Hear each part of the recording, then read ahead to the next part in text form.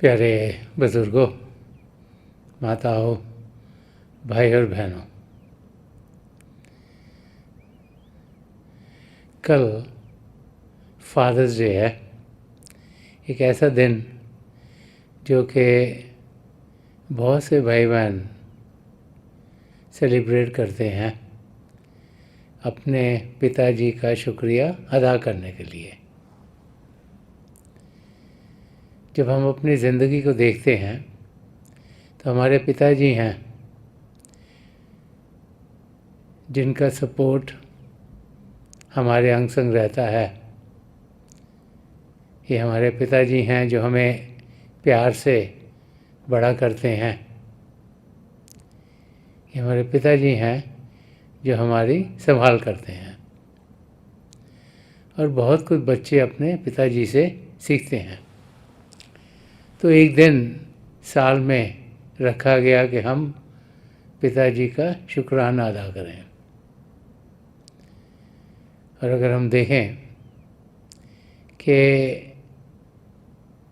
शारीरिक रूप में हम अपने आप को जब पाते हैं तो हमारे माँ बाप हैं जो हमें इस दुनिया में लाते हैं और फिर उनके ज़रिए ही हमारी ज़िंदगी इस दुनिया में बढ़नी शुरू हो जाती है।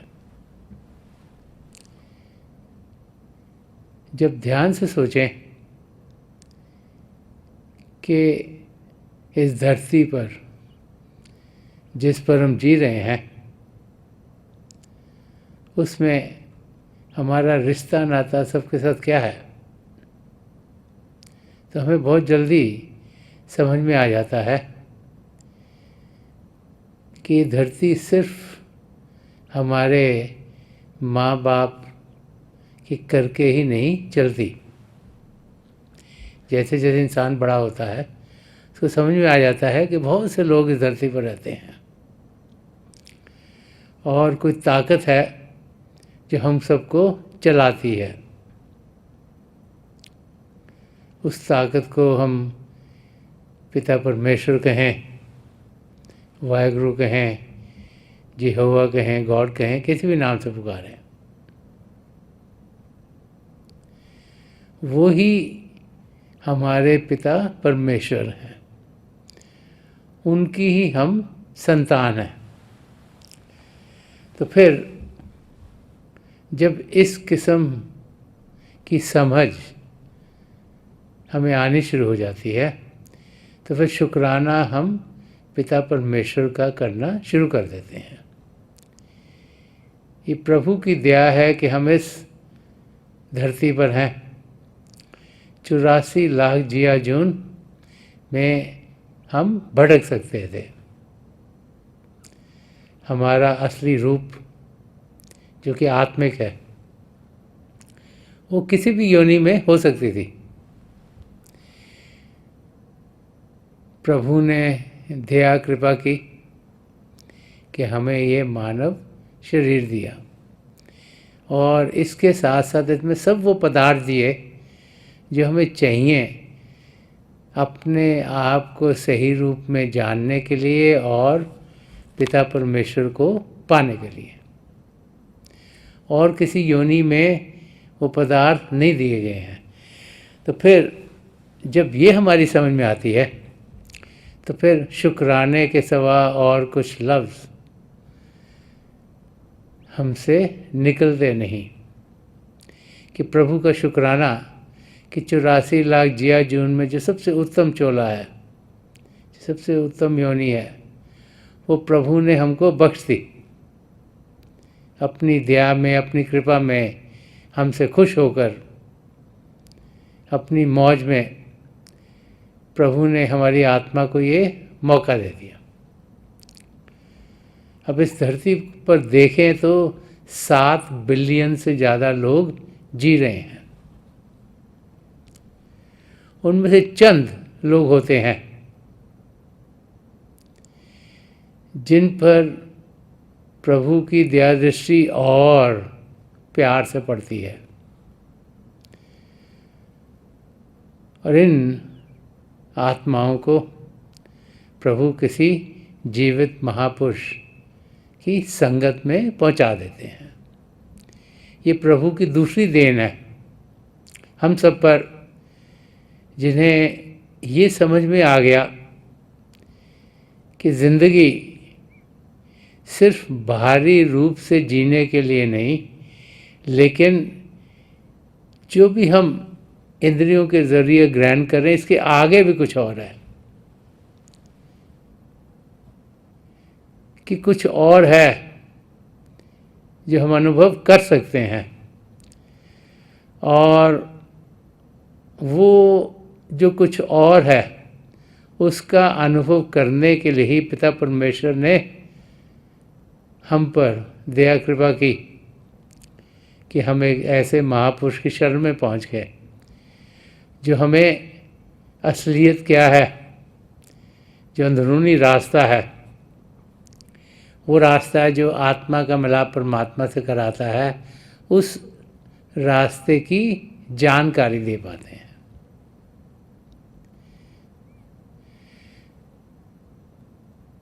अब जब हम किसी महापुरुष की शरण में पहुंच जाते हैं तो तीसरी देन उन महापुरुष से हमें मिलती है। ऐसे महापुरुष हमें अपनी तवज्जो देके नाम की देन देते हैं। हम जिनका ध्यान सिर्फ बाहर की दुनिया में है, हम जो मन इंद्रियों के घाट पर जीते हैं, हम जो यही सोचते हैं, समझते हैं, अनुभव करते हैं कि जो कुछ आँखों से दिखता है वही है, जो कुछ कानों से सुनता है वही है, जो कुछ जो बाकी तीन इंद्रियां हैं, सुनने की, चखने की, स्पर्श की, जो उनसे अनुभव होता है वही कुछ है। उनको ऐसे महापुरुष प्रेम से अनुभव करा देते हैं कि इसके आगे कुछ और भी है। वो हमें समझाते हैं कि जिस धरती पर हम जी रहे हैं ये पिंड का देश है। इसमें हमारी धरती, आसमान, सितारे, चंद्रमा, सूर्य और बहुत सी अलग अलग गैलेक्सीज भी हैं। हम ये न समझें कि सिर्फ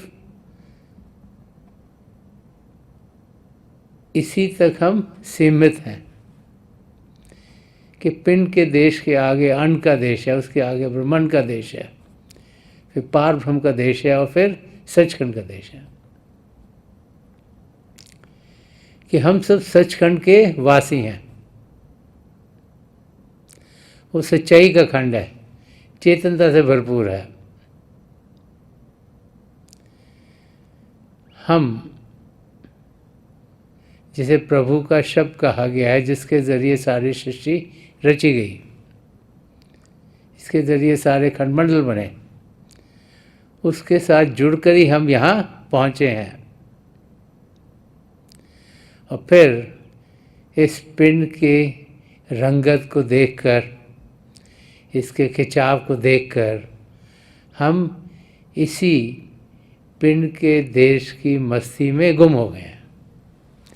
हम भूल गए हैं कि हम कहाँ से आए थे। तो प्रभु ने हमें ये मौका दिया है।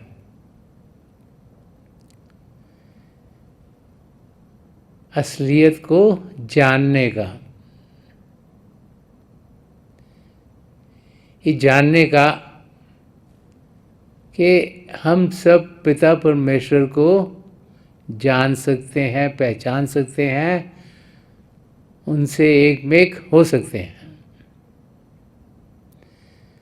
बार बार बार महापुरुष समझाते हैं कि प्रभु ने इंसान को प्रेम करने के लिए और कंपैशन, करुणा के लिए पैदा किया, कि हम एक दूसरे से प्रेम करें, एक दूसरे को मदद करें, एक दूसरे के दुख दर्द में हिस्सा बनाएं। कि हम एक सच्चा इंसान बने। पिता परमेश्वर चाहते हैं कि हम एक सच्ची सुच्ची जिंदगी जिएं। तो महापुरुष जब भी आए धरती पर, वो हम सब के लिए एक एग्जाम्पल बन जाते हैं। जब हम संत दर्शन सिंह जी महाराज की ज़िंदगी की ओर ध्यान दें तो हम देखते हैं कि वो हर पल हर क्षण हम सब की मदद के लिए तैयार रहते थे। चाहे कोई सुबह उन्हें मिलना जाए, चाहे कोई दोपहर में जाए, चाहे कोई रात में आया हो, चाहे कोई ऐसा हो जो उन्हें जानता हो, चाहे कोई ऐसा जो किसी और देश से आया हो, वो सबकी मदद के लिए तैयार रहते थे। हम सब का दुख दर्द सुनते थे और फिर अपनी तवज्जो देकर उस दुख दर्द को कम कर देते थे। उनके अंदर इतना प्रेम था कि हर एक इंसान जो उन्हें मिलता था वही सोचता था कि संत दर्शन सिंह जी महाराज सबसे ज़्यादा मुझसे प्रेम करते हैं। प्रभु जिसने इंसान को अपनी इमेज में बनाया, अपनी छवि में बनाया, जो चाहते हैं कि जो सद्गुण है वो हम अपनी ज़िंदगी में ढालें, जो चाहते हैं कि हम एक सच्चा इंसान बनकर इस ज़िंदगी को गुजारें। वो ज़िंदगी क्या होनी चाहिए, वो महापुरुषों की ज़िंदगी को देखकर ही हमारी समझ में आता है। संत दर्शन सिंह जी महाराज जी ने बहुत कुछ अध्यात्म के रास्ते के बारे में कहा, जिन्होंने बहुत कुछ समझाया कि ये ज़िंदगी क्या है और हमें ये ज़िंदगी कैसे जीनी चाहिए।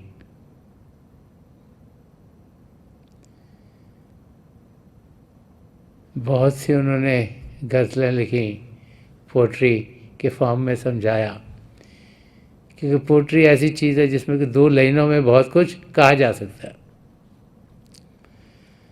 तो एक जगह संत दर्शन सिंह जी महाराज फरमा रहे हैं, हमें समझा रहे हैं कि उनकी ज़िंदगी कैसी थी। उनकी ज़िंदगी में हजूर बाबा सावन सिंह जी महाराज ने उन्हें नाम की देन दी। जब वो 5 साल के थे, उन्हें अंदर के मंडलों में ले गए और सितारों तक उन्हें अनुभव कराया। जैसे वो बड़े होते गए तो हजूर बाबा सावन सिंह जी महाराज की देखभाल में और परम संत कृपाल सिंह जी महाराज की देखभाल में उनकी अपनी तरक्की अंदरूनी रास्ते में होती चली गई।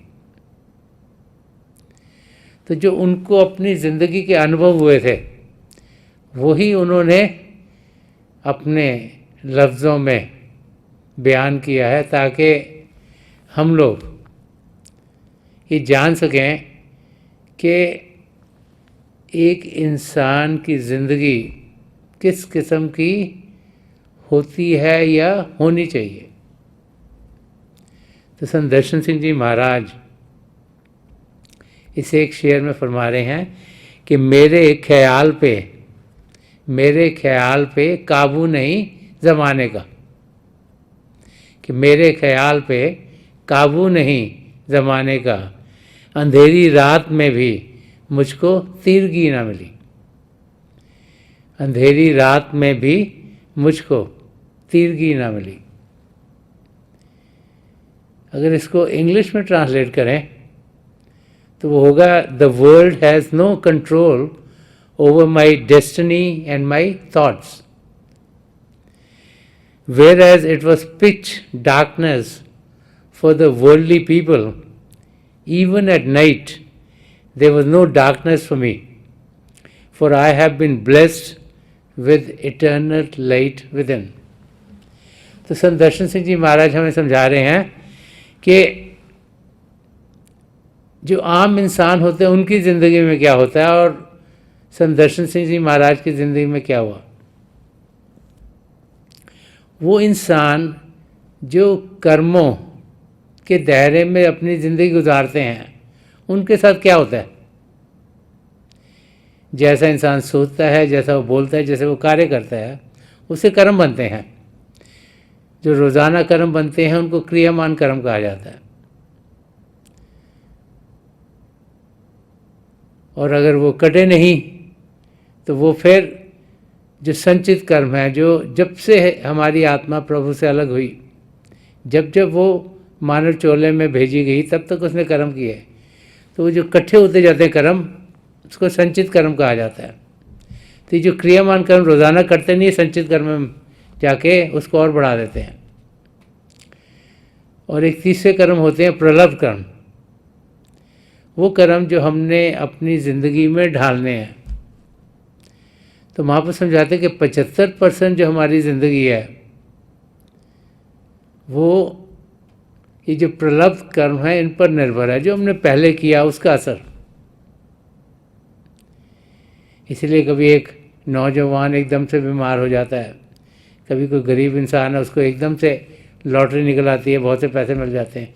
ऐसी चीज़ें होती हैं जिनका हम सोच नहीं सकते, जो समझ की दायरे से बाहर है।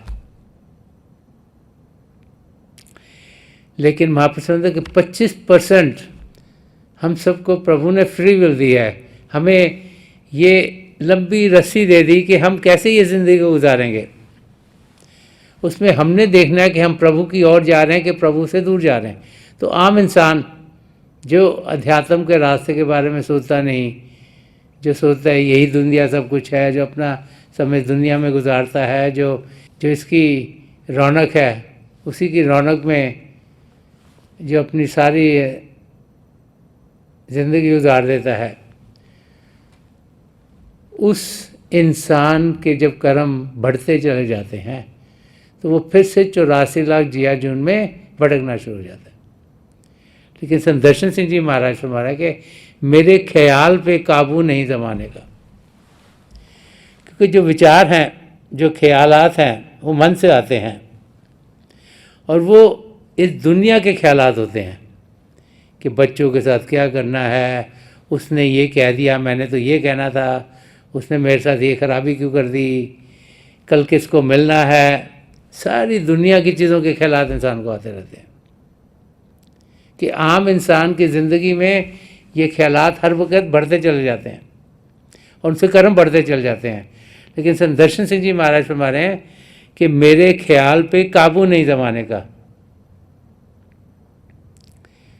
वो हमें क्या समझा रहे हैं? तो वो समझा रहे हैं कि मुझे हजूर बाबा सावन सिंह जी महाराज ने नाम की देन दे दी, और जब नाम की देन दी तो फिर मुझे शब्द के साथ जोड़ दिया। वो शब्द जो हमारे भीतर 24 घंटे चल रहा है, वो शब्द जिसके ज़रिए सारी सृष्टि रची गई। और फिर मुझे अभ्यास करने का तरीका समझाया कि कैसे मैं अभ्यास करूं, अपना ध्यान ये बाहर की दुनिया से हटाकर अंदर की ओर करूं, क्योंकि सारे खंड मंडल हमारे भीतर हैं। और फिर उसको करने के लिए शरीर को शांत करना ज़रूरी है और मन को शांत करना ज़रूरी है। और मन को शांत करने के लिए उन्होंने मुझे सिमरन दिया है, प्रभु के नाम का जाप दिया है। और जैसे जैसे मैं प्रभु के नाम का जाप करता चला जाता हूँ, वैसे वैसे ही मेरा मन शांत होता है और मुझे विचार नहीं भेज सकता, उसमें ताकत नहीं रहती विचार भेजने की। तो यहाँ फरमा रहे कि मेरे ख्याल पे काबू नहीं जमाने का, कि जो मेरे विचार आने हैं वो कोई दुनिया की किसी चीज़ के नहीं है, क्योंकि मैं प्रभु की ओर ध्यान दे रहा हूँ। मेरा पूरा ध्यान प्रभु की ओर है, मेरी पूरी अटेंशन परमात्मा की ओर है। और इस करके कोई भी मेरे कर्म उस वक्त नहीं बन सकते। तो नए कर्म की बात कर समझा रहे हैं। और आगे फरमा रहे हैं कि अंधेरी रात में भी मुझको तीरगी न मिली। संदर्शन सिंह जी महाराज फरमा रहे हैं कि चाहे अंधेरी रात थी पर मुझे अंधेरा नहीं मिला, मुझे तो रोशनी रोशनी मिली। क्यों? जब अंधेरी रात की बात कर रहे हैं तो बता रहे हैं कि दुनिया के जो ups and downs of life होते हैं कि कभी चीज़ें अच्छी होती हैं, कभी बुरी होती हैं, कोई ना कोई तकलीफ़ इंसान को लगी रहती है, चाहे शारीरिक हो, चाहे मानसिक हो, चाहे इंसान बीमार हो जाए, चाहे आसपास में किसी के साथ तकलीफ़ हो गई, चाहे और कभी फाइनेंशियल तकलीफ़ आ जाती है कि कोई ना कोई तकलीफ़ इंसान के पास जब आती है तो उसके अंदर हलचल बहुत हो जाती है और लगता है जैसे अंधेरी रात आ गई है, कभी रात ख़त्म नहीं होगी। तो फिर हमारे ऐसी सिचुएशन में मुझे कभी अंधेरा नहीं मिला। क्यों? क्योंकि मेरे अंदर मेरे सदगुरु ने वो जोत जगा दी जो कभी बंद नहीं होती। मेरे अंदर जो प्रभु का शब्द है जिसके दो रूप हैं, ज्योति और श्रुति, उसके साथ उन्होंने जोड़ दिया तो मेरे अंदर रोशनी रोशनी है, जगमग ही जगमग है। और मेरा ध्यान क्योंकि अंदर की दुनिया में अभ्यास करने के लायक जाता है, इसलिए मेरी ज़िंदगी में कोई अंधेरा नहीं। तो संत दर्शन सिंह जी महाराज हमें समझा रहे हैं कि किस किस्म की ज़िंदगी हमें जीनी चाहिए, कि इस धरती पर होते हुए ऊंच नीच ज़िंदगी का हिस्सा है। कुछ ना कुछ ऐसा होगा जो हमें अच्छा नहीं लगेगा, जो हमें तकलीफ़ देगा, लेकिन इसका मतलब नहीं कि हम तकलीफ़ में जाएं। हम इस धरती पर जीते हुए सुख चैन से जी सकते हैं। वो तब होगा जब हमारा ध्यान इस दुनिया की ओर नहीं होगा और हमारे अंदर जो प्रभु का शब्द चल रहा है, जो प्रेम से भरपूर है, जो शांति से भरपूर है, जब ध्यान उस ओर होगा, जब हम उस शब्द के साथ जुड़ेंगे तो हमारी ज़िंदगी में खुशियाँ ही खुशियाँ होंगी। जब भी हम अपनी ज़िंदगी की ओर ध्यान से देखते हैं तो हमें जानना चाहिए कि ये ज़िंदगी प्रभु की देन है, कि हम प्रभु का शुक्रिया अदा करें। पिता परमेश्वर ने हमें ये मौका दिया है ताकि हम अपने आप को जान सकें और प्रभु से एक में हो सकें। उस मौके का हमें पूरा पूरा फ़ायदा उठाना है। और महापुरुष जब भी धरती पर आए हैं बार बार हमें समझाते चले आए हैं कि असलियत बाहर नहीं, हम सबके भीतर है। जितना ध्यान अंदर की दुनिया में करेंगे उतना ही हम अपनी मंजिल के पास पहुंचते चले जाएंगे। गुरु अर्जन देव जी महाराज ने फरमाया कि सब कुछ घर में बाहर ना ही, बाहर टोले सो भरम बुलाई, कि सब कुछ इंसान के अंदर है, अपने घर में है, इस शरीर के अंदर है। बाहर तो माया की दुनिया है। जो बाहर की दुनिया में पिता परमेश्वर को ढूंढता है कभी उनको पा नहीं सकता, और जो अंदर की दुनिया में बढ़ता है तो फिर वो असलियत क्या है उसकी जानकारी पा लेता है और अपनी मंजिल तक ज़रूर पहुंच जाता है। तो अंदर की दुनिया अभ्यास की दुनिया है, अंदर की दुनिया मेडिटेशन करने की दुनिया है, अंदर की दुनिया भजन सिमरन के ज़रिए पाई जा सकती है। तो थोड़ी देर के लिए हम सब अभ्यास के लिए बैठ जाएं।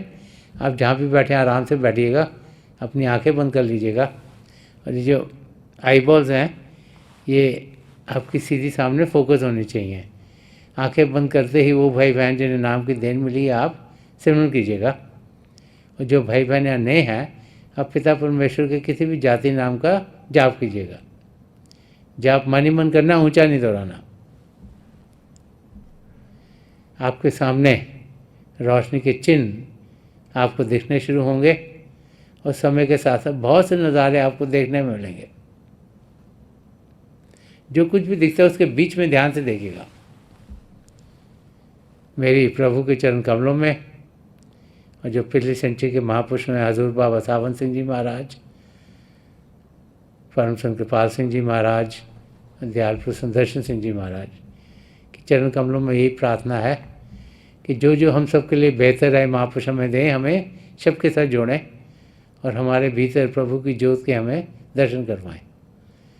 थोड़ी देर में मैं आपको इस बैठक से उठाऊंगा और मेरी शुभकामना आप सबके साथ हैं।